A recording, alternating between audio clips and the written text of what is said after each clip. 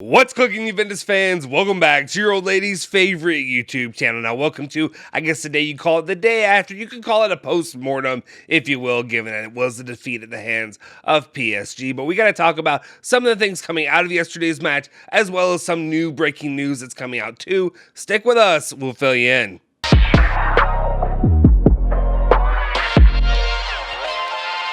Ciao ragazzi, welcome back to the bianconerizonechannel. My name is Justin Sofer, and today is Wednesday, September 7th, 2022. Of course, I got your latest rundown of all things Juventus, all the news you hear about each and every day.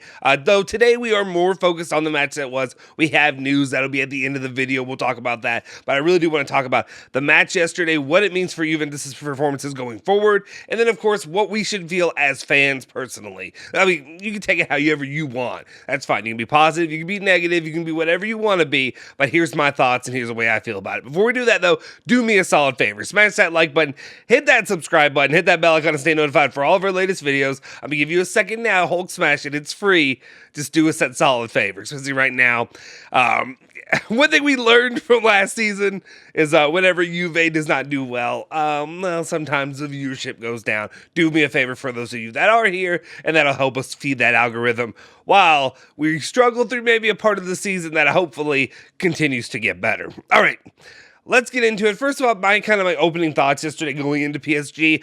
I'm going to touch on these. I kind of created a little bit of a graphic just to try to help me along, keep me a little bit more focused when I'm talking about it. But first off, going into it, Allegri's words and his actions continue to not make any sense when it comes to Juventus and their pursuit in the actual match against PSG. He came out saying, PSG, let's be realistic. The game to win is at home with Benfica. Then the next day, he also made comments saying that you would see a great technical squad for Juve against PSG. Two things that continue to conflict, but everything that made sense to me was him saying, guys, I get it. We're going to lose to PSG. And that's what we thought. I thought, especially given the early parts of yesterday's match, we might be looking to be the next Barcelona losing 8-2, you know what I'm saying, in the Champions League. Luckily, for Juventus, the second half was not that. But one of my biggest issues, though, continues to be with Max Allegri and his prioritization and his overall focus when it comes to the competitions as a whole. Here's the way I say with this, and I'll talk on this again at the end of my personal thoughts, but when it comes to Juventus and it comes to your competitions right now, Serie A should be at the top of the list. You should put Serie A, winning Serie A and competing in the Serie A at number 1. The Champions League should be number 2. And I understand you want it to be close, but if we're being honest, do you think that Juve are going to end up winning the Champions League this season? Can we sit here honestly and look at the competition you're going against while Juventus continue to struggle with clubs like Fiorentina and Sampdoria? That's where my frustrations come in. And also my frustrations come in, a lot of what I'm trying to say here right now is with him prioritizing PSG, even though he said that let's be realistic, PSG, basically Juve not going to win that match, Benfica is where we need to focus on. Well, if we're doing that, then tell me why against Fiorentina did you have Meretti and Vlahovic sitting on the bench? Because to me, it looks like you're prioritizing PSG. That doesn't look like you're worrying more about the future or whatever, or you're worrying about even Serie A. Maybe he doesn't care about Serie A. Maybe I don't understand that.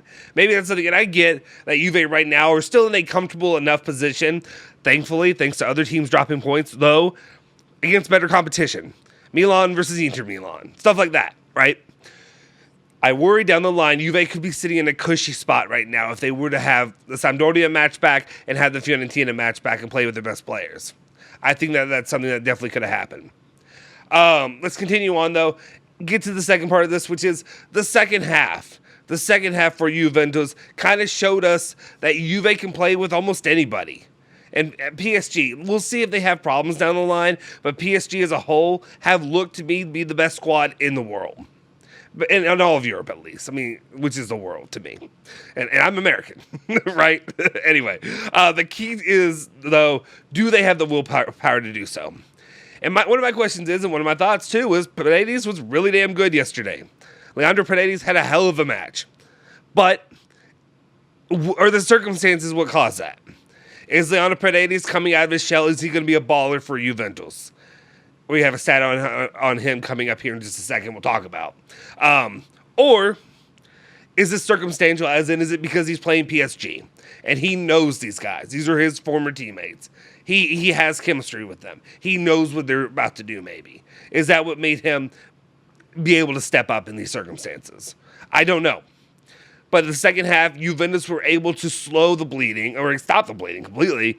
Weston McKennie got in there for a header and, score that goal. Well done for Weston McKennie. Still need better from him throughout the rest of the season. And that's one thing about Weston McKennie, too, is if he is not being an offensive threat, he's really not that useful for Juventus. Though I'm not willing to be here and crushing on him like 90% of the fan base did when they turned on a heel to him real fast and wanted to crush Weston McKennie and act like he's the worst player on the team. But I get it. What I will say, though, is, again, this is all a mentality thing. If Allegri sells the club like they are lesser than, they're going to treat it that way. But again, yes, the second half was better. The second half was a bit better. But that first half was a travesty. The first 25 minutes literally got your doors blown off, and I thought it was going to be much worse. Which one of those halves is what Juve truly are? And that's the question that I pondered today. Because if they're that second half, and then once Chiesa, Pogba, and I'm not here to excuse things away, when Chiesa, Pogba, Di Maria, when they're back, Juve should be competing with anybody. And Juve should be competing to win the Serie A. And no offense, Juve should win the Serie A in that moment when they all come back. Though, we know the issues as it stands. Di Maria, coming back against Fiorentina, he was not ready. He's back out again. Was that a warm-up? Was that him using him against Fiorentina, not really to win against Fiorentina, which is true. We can look at that right now and say it wasn't to win against Fiorentina because he pulled him at halftime. Because obviously he wasn't ready to go. It was a warm-up test for PSG. That is what it is. And let me go ahead and just move to the last part of this. Again, I'm trying not to get too all over the place with my thoughts. You know how I do here on the channel. I'm firing off 17 different things at one time. The final part to me, the takeaway for me, is that Juventus is not winning the UCL this season. Can we be realistic? Can we be honest? We're not winning Champions League, more than likely this season. Yes, we pray and we hope and we dream. But if we're being realistic fans, and you know what it takes to win a Champions League, and we haven't done it since I was 5 years old, I'm okay with admitting that Juve are not more than likely winning the Champions League this season. And that may be negative to you, but what I'm saying is it doesn't have to be a negative thing. It can be a good thing, because we can look to other things of what we really need to focus on. And that's okay. The priority needs to remain Serie A. And to me, I'm willing to risk things in Champions League. And I understand. Maybe the focus is for the club as a whole is the financial issue. And maybe that's why it's being pushed so hard.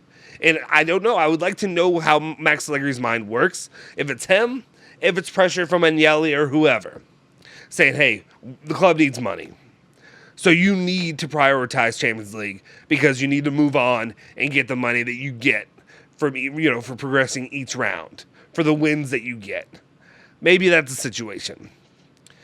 But right now, I think if we're being honest, as a fan, where the money, it affects me, but it doesn't affect me, how I feel in the moment. It affects me down the line when I'm crying and complaining about the Mercado as I have. That's where my priorities remain. It needs to be Serie A, unless somebody will just come out and say, we need the damn money. If somebody wants to come out and just say, guys, we need the money, Serie A will take a backseat because we need the money. That's the only time I'm willing to bend the knee on this one. I think Serie A needs to be the priority. Winning the Scudetto again needs to be the priority, getting back there, and then we can refocus on the Champions League. Because one thing too as well, your performance in the Champions League doesn't really determine if Juve are back there next season. It's all based on Serie A performance. So if Juve are missing out, if Juve prioritize the Champions League right now, drop points, and don't end up progressing from this group, You lose points there, you lose points in Serie A, and you lose money, but then you also potentially could set yourself up to finishing, as I predicted, that Juve could finish in 5th place and not even be looking toward the UCL next season. So that's the way I sit with it. That's my day after thoughts of it overall. This is going to be a long video, so let's continue on and let's get into the actual news. Okay. First up, we have Paulo, who is talking about basically some stats from Juventus. This one, not a great one, but kind of a good one, actually, if you really think about it. It says that, 2, Juventus have lost their seasonal debut in the Champions League just for the 2nd time in their 23 campaigns in the competition, after the September 12, 2017 Barcelona match. Which is pretty massive that Juve have been that successful in the Champions League that early on. I mean, the last few seasons have kind of told us that. All right, let's move quickly throughout the rest of this, and then get to the news. Paulo, though, another stat though, and this was about Leandro Paredes that I hinted at earlier. Say he had 102 touches against PSG, more than any other player in his debut match with Juventus in the Champions League since Opta started this kind of collection of data since 2003-2004. That's big. That's huge. That portends good things, obviously, for Leandro Paredes as a player at Juventus. Things to be excited about for sure. Am I all the way there bending the knee? Not yet. But it definitely is good things. I do want to know if this is something that can be sustained. Can it be something that he continues to do at Juve against other teams? Or is this something that may be circumstantial? Circumstantial being that he just came from PSG and knows them very well. Though, anytime you beat a squad with a 3-headed dragon that is Messi, Neymar, and Mbappe, or not beat him. They didn't beat him. They lost. They lost. But it's anytime you play well, that's what I meant to say. Look at me getting ahead of myself. Look at me, positive Justin over here, saying we won. Anyway, moral victory Justin. That's what we can do. Moral victory Justin is what I am. Speaking of moral victories, let's go ahead and talk about what Danilo had to say yesterday in the match. He said, I wonder why it had to be an easy game for PSG. We have character, pride, and quality. We can become a very strong team. We work every day to go and win on every pitch. In Florence, we did not perform at the level of our club demands, but today we showed pride, character, and quality, except for the first 20 minutes. This is something I'm not here for when it comes to the Juventus players. I'm not here for that. And I understand there's some things you have to sell, especially when you're trying to sell your job. And I get it, because you see a lot of coaches do that, where they try to hold on to some of the positives to remind you of the positives. Like, remember all this stuff so you don't fire me. Remember all this stuff so I can keep making millions and millions of euros and dollars. But at the same time, I'm just not here for it. To me, I feel like if you're a leader, especially, Danilo being a bit older, if you're a leader in the squad, I'm not here for the moral victory Mondays, Wednesdays, whatever. Usually, I'm thinking along of American football, right? But anyway, I'm not here thinking of the moral victories. I'm not here for it. So let's put that away and let's continue on and get better and win matches that matter. All right. Now we move on to Allegri and the things that he had to say about this match. We'll work through this right now and see if you agree or disagree with the head man of Juventus. Max Allegri said, this was a missed opportunity. We have to see it as a missed opportunity. In the end, we were lackluster. We need to improve, and we're working on that. We are waiting for some players to return, and I think this is good for Juventus. In the second half, we defended better. Again, a little bit more excusatory, and that's what I kind of view this match as. I view a lot of the sentiment given out by the players and by the coaches as excusatory, and that's the only thing I can take this from. Just saying it was lackluster, but we're missing players, we're missing key players, but we're missing this, but we're doing that. It's fine. You have what you work with, and you do what you can with that. I don't need the excuses. Max Allegri continues to say, the team played a good game. We had McKinney in there, who is someone who can make those runs. We need to exploit him more with crosses from the left. We could have been more dangerous in those situations. In the second half, we risked in some situation. Nobody has the speed they have. So basically, and I will give him that a little bit, obviously, PSG, talent-wise, is unmatched. And the kind of money that they're pouring into that club, that's one reason that they're probably my most hated club, outside of Napoli. That's for you, Nate. That's for you, Detroit of Italy. I get it. The money they have. Can we talk about Donnarumma? Can we talk about how fantastic Donnarumma was for them, who I wish was playing for Juventus, right? Though Padin had some good moments at the end of the match. First half, he struggled, though everybody did. At the end of the match, he saved Juve from a more embarrassing loss. It's still a loss, though. And that's where I am with the moral victory thing, too. And I know I'm kind of going on a tangent right now. It's still a loss, guys. I'm not willing to take this as a moral victory. That they played better in the second half. That they held them to not getting blown out in the second half. Even if Juve were to scrounge up a point. I think, honestly, if we're being honest and we're looking at the club and the way they played in that second half, Juve probably should have won a point today or yesterday. They should have come back with a point. It's unfortunate that they weren't able to find another goal, especially given all the opportunities that they ended up having. Donnarumma was on fire. He was 2020, or I guess 2021 summer Euro. That's what he was, right? But it is what it is. We move forward, and we prioritize the next match, which has to be, again, Serie A. He goes on to say the difficulty is when you have the ball in the first half, we were a bit asleep. Then McKinney gave us legs and strength. There must be regret that we didn't score. We had prepared the game to be aggressive, and then they were very good. In the second half, playing for four midfielders, Kostic helped a lot. Yeah, I will say there were a lot of things that definitely the guys that I've not been high on did some good things, but again, not finishing. So you get a little bit of credit, but you're not getting all the credit, right? You got to finish. It's all about finishing here. Paredes, players of a certain level are just good. You can see how they control the ball and what they think when they play the ball. He's a player of a high level. So obviously Max Allegri, big Paredes guy. That's been one guy that he kind of, planted his flag in that he wanted in this Mercado. And we'll see if he continues to do this thing, do this for the rest of the season. Hopefully in some matches in Serie A, not looking like he did against Fiorentina. Then we'll be sitting in a very good spot there with the Regista role. We're at the beginning. 7-8 new players have arrived, so we're on the right path. And right now, the important thing is to focus on Salernitana. I agree with that. He continues to say, let's say that we have to leave the regret because we could have obtained a different result, despite the fact that they created 2 to 3 important situations in the second half, but the team did better. There are football matches you have to understand that get results with these great teams. You have to be careful, especially at the start. So, yeah, saying some coach speak. Or not really coach speak, but you know what I'm saying. Let's wrap this one up. Max Allegri saying, I believe we will improve. I said well done to the boys, but at the same time, you have to be angry at the result. To me, I feel like almost when you're Juventus and you're at the station that Juventus is, I don't feel like we even need the well done. Like, I guess you could. I guess the coach has to build up as much as he tears down.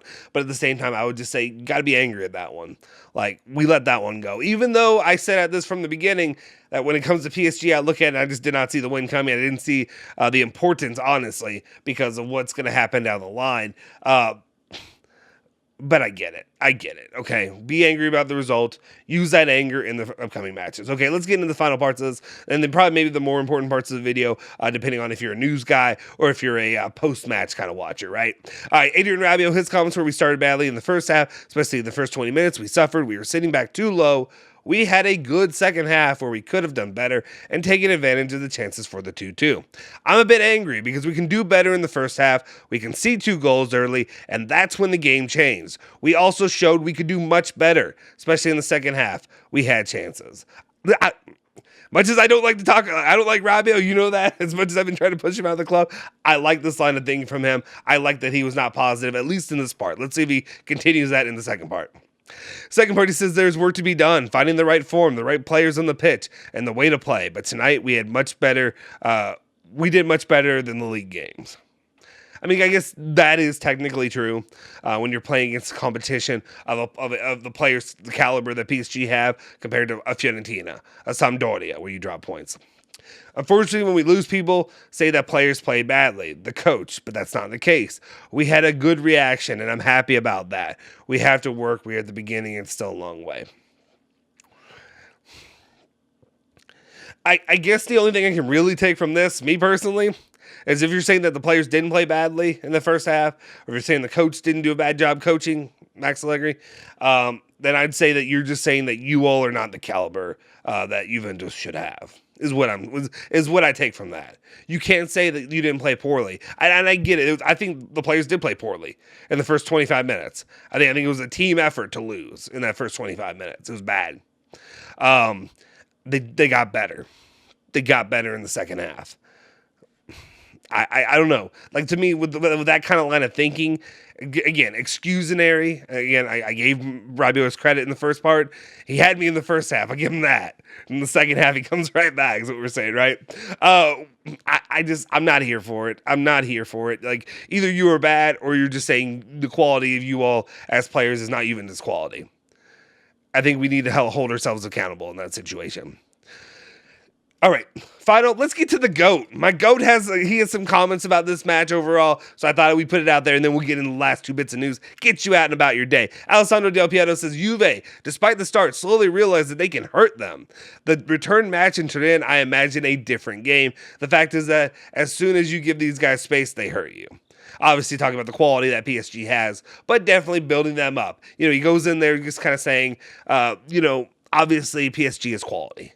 But then he also says that Juve kind of figured it out and kind of started clicking in that second half. I expect them to come out and maybe take all the points next match. We'll see. That might be a little too optimistic. We'll see. All right, now let's get into the news that you care about. 2 real big news stories of the day. First up, let's talk about it. Giovanni Albanese reporting that the youth development project at Juventus will be explained tomorrow. Arriva Bene, Cherubini, Fagioli, Miretti, and Sule will speak about it. So you'll have Miretti explaining all the important intricacies of this, and Sule and Fagioli will be sitting there just derping around. I'm kidding. I know people are going to get mad at that. I mean, especially like Fagioli, I can see a little bit more. Sule, I don't know what Sule's doing.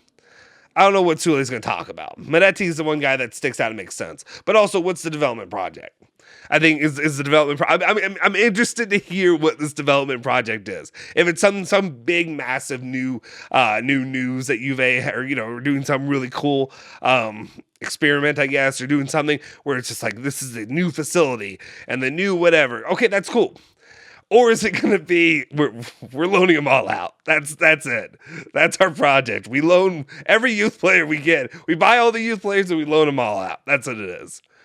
We'll see. I'm excited to see, though, what potentially that could be and what big project that is. I'm sorry, guys. I'm sorry. We got to be honest, though, when it comes to the youth project. Like, what is it? What could this be? All right. Final big news of the day, though. Probably going to be the headline of this video, and you're going to be 20-something minutes in before you even hear about it. So I apologize. Maybe you skipped here. We'll see. Maybe you shut down before you even got here. I know it's a long video, but I haven't been on the channel a little bit. Tutto Mercato Web reporting some important news when it comes to Paul Pogba and his absence from Juventus right now. Basically, everything that's been going on with him medically. The surgeon spoke with them, the surgeon who operated on Paul Pogba. The meniscal injury had worsened, and when Paul Pogba tried to run on the field, he had a joint block of the knee. Conservative therapy did not work. On the contrary, the injury actually got worse after doing this therapy. When we intervened, there were no conditions to perform a suture of the ruptured meniscus. It was only possible to intervene with a meniscectomy. The recovery time is 8 weeks. What this basically tells us as a whole, something that I've been chirping on, and like I've had people been out here like, Justin, how did you not know? Boy, have you been watching my videos? Boy, have you been watching the channel, or girl, whatever you identify as?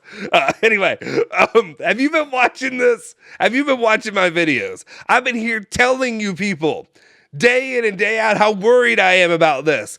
How worried I am that Paul Pogba was going to come in here, get the surgery done, or do the minuscule, whatever, therapy, whatever, I don't know what it was. I guess it's this, whatever. The minuscule therapy that he did to try to fix the situation. To try to be back and to try to play for Juventus and go into the World Cup and be good. So that's not at risk at all. And I told you how worried I was that Paul Pogba was going to have that and then come back and then be re-injured once more and then not only miss the World Cup, but also miss much more of Juventus time. That's why I said, let's go for the real surgery thing. The real thing, let's do it early. I'm not Nostradamus, but here we are. Paul Pogba, the doctor's basically telling you, should have done the main thing from the beginning, and this made it worse. We'll see. They say the recovery time is 8 weeks. What does that mean? Recovery time, I guess, for a normal human being? Like going out there, not for a person playing professional sports, right? Not for somebody who's going out there and running miles, or I guess kilometers for the rest of you, the rest of the world. Miles for me, kilometers for you all. That's going to be doing that on the pitch every day, right? So we'll see. We'll see how long this takes. This is just a negative thing overall when you think about, again, I don't know if it's J Medical that takes the hit or who takes the hit when it comes to the decision making. I believe it was Paul Pogba who made the decision. And I'd imagine the surgery has nothing to do with J Medical right now. But again, it's just not a good situation when you look at the overall health of the squad, the overall health of the players that are coming in, and then most importantly, the players that should be prioritized for Juventus moving forward. Di Maria, Paul Pogba, they're both out with injuries. Chiesa is as well. When will this team ever be healthy? That's the question. That's the thing that needs to stick with us. And again, when it comes to the medical advice that these players are getting, it needs to get better. And it needs to be prioritized because Juve need them on the pitch. And as much as it is about them personally, it's also, this is a business. You're hurting your business by letting decisions like this be made. I wish Paul Pogba didn't make the decision. Maybe we need to go to a witch doctor. We'll see. We'll see what we need to solve these situations. Anyway, that'll do it for my wrap-up today. I apologize. A long video, I know. Sorry, you guys. Let me know your thoughts, though, in the comments section down below if you haven't already.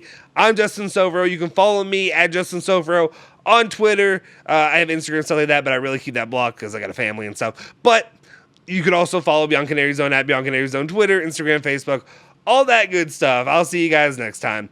Forza Juve, Forza Bianconeri. Say hello to your old lady for me.